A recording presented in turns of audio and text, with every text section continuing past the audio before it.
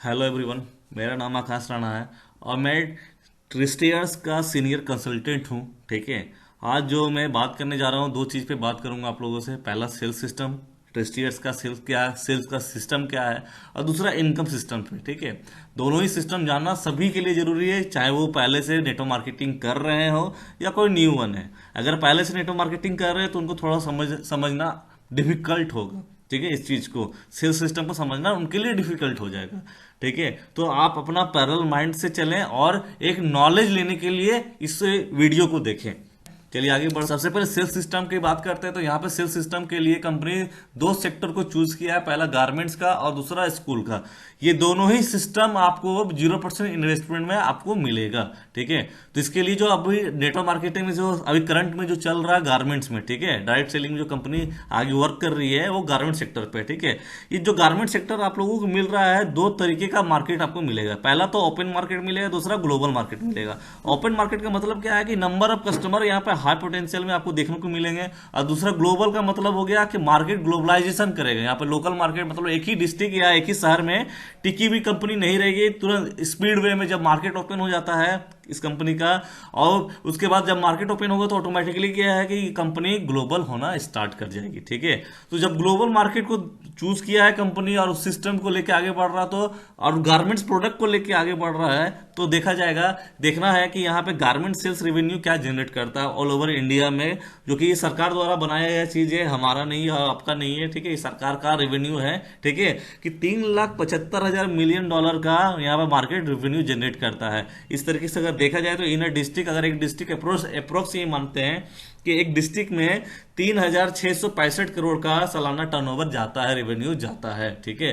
तो इससे पता चलता है कि गारमेंट्स का क्या है। और साथ साथ यहाँ पे क्या है कि लगभग हर साल 12 से 13% का ग्रोथ जा रहा है। और ग्रोथ का भी अपग्रेडेशन यहाँ पे बहुत ही स्पीड में है। पिछला 2017 का से 18 में 9% था और 18 से 19 में 13% का ग्रोथ हुआ। मतलब इसमें सेल्स रेवेन्यू में भी आपका ग्रोथ जा रहा है। दैट मीन्स कहने मतलब प्रोडक्ट का सेल और भी पोटेंशियल तरीके से सेल हो रहा है। ठीक है। और 2025 का टारगेट है कम से कम 25% का ग्रोथ जाने का। जो सेल्स रेवेन्यू है उसका ग्रोथ जाएगा 25 से 30% में। ठीक है।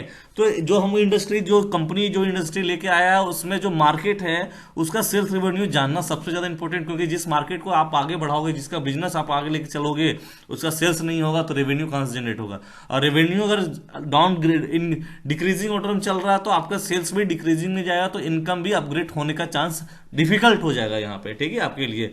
तो अब बात करते हैं कि क्या कंपनी किस तरीके से अपना टारगेट लेके चला है और किस तरीके से अपना मार्केट को ओपन करेगा और ग्लोबल मार्केट को क्रिएट करेगा यहाँ पे। तो उस पर बात करते हैं और आगे बढ़ते हैं।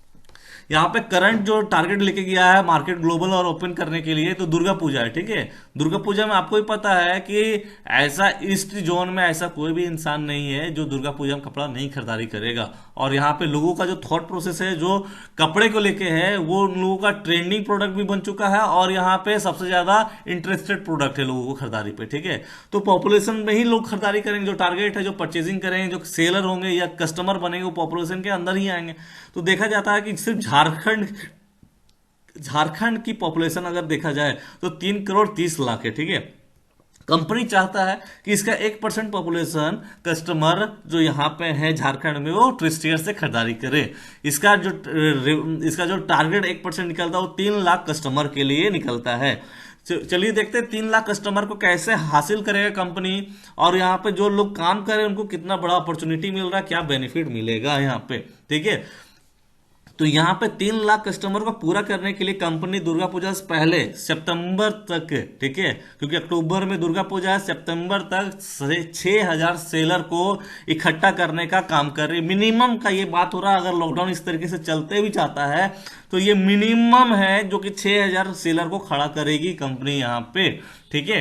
तो इस 6,000 सेलर को खड़ा करती है, 3,00,000 कस्टमर लाती है, तो आफ्टर दुर्गा पूजा यहाँ पे 80,000 रुपया महीना मिनिमम इनकम जाएगा। मिनिमम इंसेंटिव और बोनस के साथ इनको मिलेगा 6,000 सेलरों को, सभी को। जो इनिशियल स्टेज पे होंगे, जो फाइनल स्टेज पे होंगे, जो ऊपर के इनके स्टेज होंगे, उनको ज्यादा इनकम मिलेगा। ठीक है। तो इसके लिए सबसे पहला स्टेप लाया गया 3 लाख कस्टमर को लाने के लिए 6,000 लोगों को खड़ा कर रहा है, ठीक है। अब बात रहा कि 3 लाख कस्टमर कहां से खरीदारी करेंगे, 6,000 लोग कहां से उन लोगों से खरीदारी करवाएंगे। तो इसके लिए दूसरा स्टेप जो कंपनी लाया है, लगभग 99% कवर हो जाएंगे, एरिया कवर करने के लिए दूसरा स्टेप लिया है। जहां पे एरिया कवर करने का मतलब इसलिए निकलता है यहाँ पे, क्योंकि यहाँ पे लोग जो खरीदारी करेंगे वो हर अलग अलग क्षेत्र से आएंगे, अलग अलग एरिया से आएंगे, ठीक है।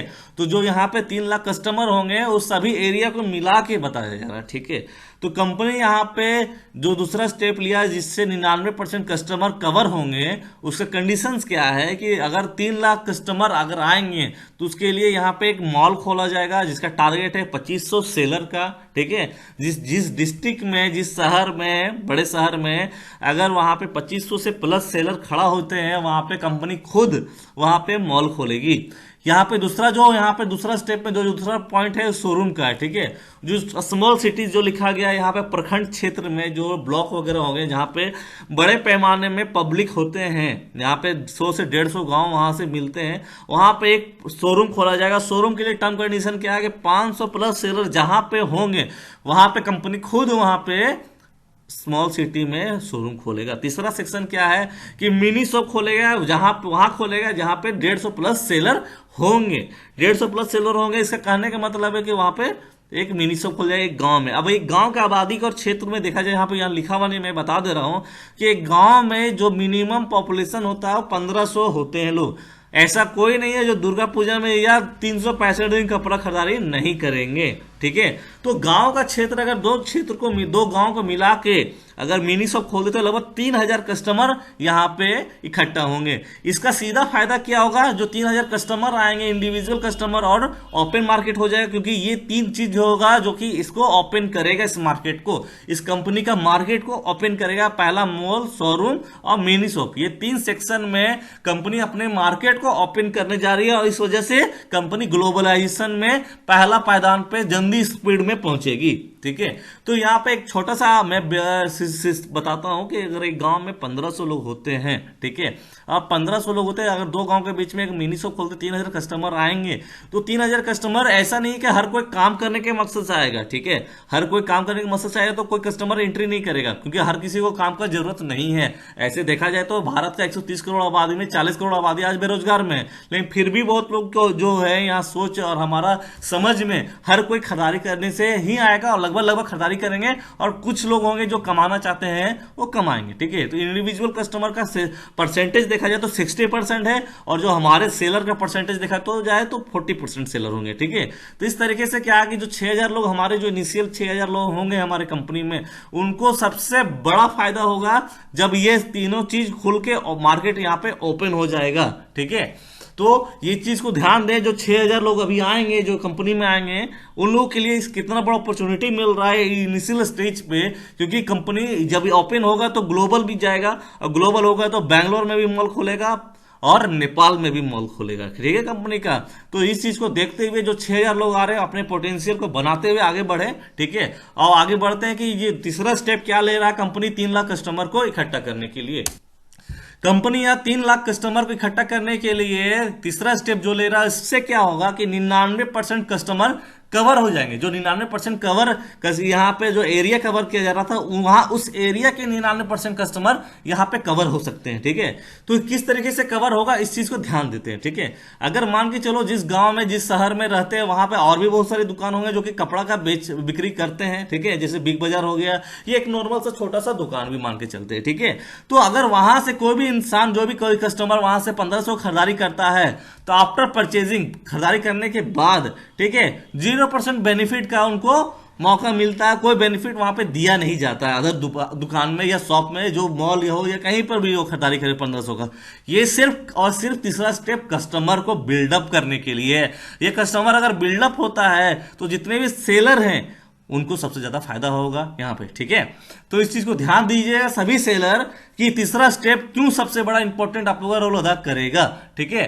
तो ये तीसरा स्टेप में क्या है कि यहाँ पे 1500 का परचेजिंग होगा। आफ्टर परचेजिंग यहाँ पे अदर शॉप में अगर खरीदारी करते हैं तो 0% का बेनिफिट यहाँ पे लोगों को मिलता है। लेकिन यहाँ पे अगर ट्रिस्टियर्स का शॉप से अगर खरीदारी करते हैं कोई भी कस्टमर यहाँ से, तो 1500 का खरीदारी तो हर दुकान से खरीदारी करना ही करना, नो डाउट की खरीदारी नहीं करेगा, ठीक है।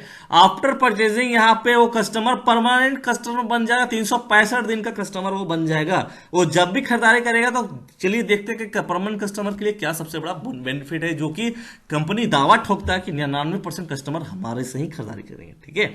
तो यहां से बात करते हैं कि परमानेंट कस्टमर को दो यहां सबसे बड़ा बेनिफिट मिलने वाला है। पहला बेनिफिट कि 365 दिन उसे डिस्काउंट पे, ऑफर पे यहां पे हर प्रोडक्ट प्रोवाइड किया जाएगा, ठीक है। जो भी प्रोडक्ट होगा वो स्पेशल डिस्काउंट और ऑफर में यहां पे लोगों को मिलेगा।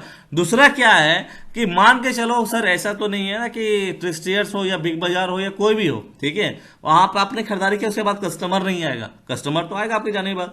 तो अगर न्यू कस्टमर परचेजिंग करता है आपके जाने के बाद, ठीक है, आपके टाइम के बाद इंटरवल होगा, उसके बाद जो जाएगा आपके परचेजिंग बिलिंग होने के बाद कोई कस्टमर खरीदारी करता है आपके जाने के बाद, तो उसके जाने पे आपको 51 रुपए का बेनिफिट यहाँ पे प्रोवाइड किया जाएगा।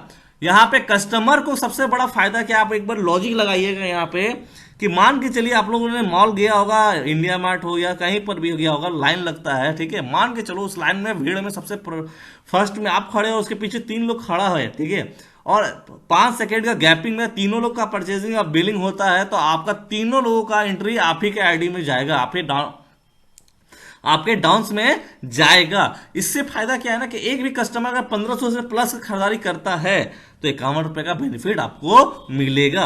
ये कस्टमर बेनिफिट से 99% दावा ठोकती है कंपनी कि कस्टमर हमारे होंगे, ठीक है।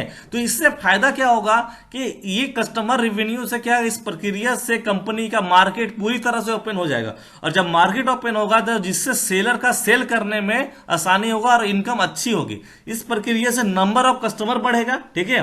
दूसरा, सेल करना आसान हो जाएगा, कंपनी और सेलर के लिए आसानी ग्लोबल होने पे प्रक्रिया में लग जाएगी, ठीक है। क्योंकि आप मान के चलो कोडरमा में अगर मॉल खुलता है, सारा कुछ अच्छा है, तो यहाँ के जितने भी लीडर होंगे वो ग्लोबलाइजेशन पे वर्क करेंगे, ठीक है। कोई भी कंपनी ग्लोबल तब होता है जब एक प्लेस में वो स्ट्रॉन्ग पॉइंट पे खड़ा हो जाती है, ठीक है। तो यहाँ पे ग्लोबल तब होगा जब ये कंपनी एक लेवल पे कंप्लीट हो जाएगी और खड़ा हो जाएगी, ठीक है। तो यहाँ पे जितने भी सेलर हैं उनको ये चीज देखना पड़ेगा, समझना पड़ेगा कि कस्टमर रेवेन्यू कितना बड़ा यहाँ पे जनरेट होगा। 99% कंपनी कवर कर रही है, और आप देख सकते हैं जो मैंने रेवेन्यू जनरेट किया इंडिया का, अगर सही में अगर ये 99% कस्टमर रेवेन्यू अगर कंपनी की तरफ से आता है तो आप लोगों को क्या इनकम होगा और कितना बड़ा अपॉर्चुनिटी है, इस चीज पे फोकस कीजिएगा आप लोगों, ठीक है। अब इस वीडियो के बाद आपको इनकम सिस्टम के बारे में बताया जाएगा। पहले इस सिस्टम को समझिए और समझ में आ जाएगा, ठीक है। उसके बाद 7 ईयर्स का वीडियो बनेगा, इसी में वीडियो बनेगा कहां पे कस्टमर से और सेलर से 7 ईयर्स करवाना, उस पे बारे में भी बात करेंगे। सबसे पहले एक नॉर्मल स्टेप समझिए कि सेल्स सिस्टम क्या कहता है, और दूसरा इनकम सिस्टम क्या कहता है। उसके बाद कैसे कन्विंस करना, कन्विंसिंग क्लियर करेंगे, आज ही होगा, आज ही का मीटिंग में होगा, ठीक है। तो आप इस चीज को ध्यान देते हुए आगे बढ़िएगा।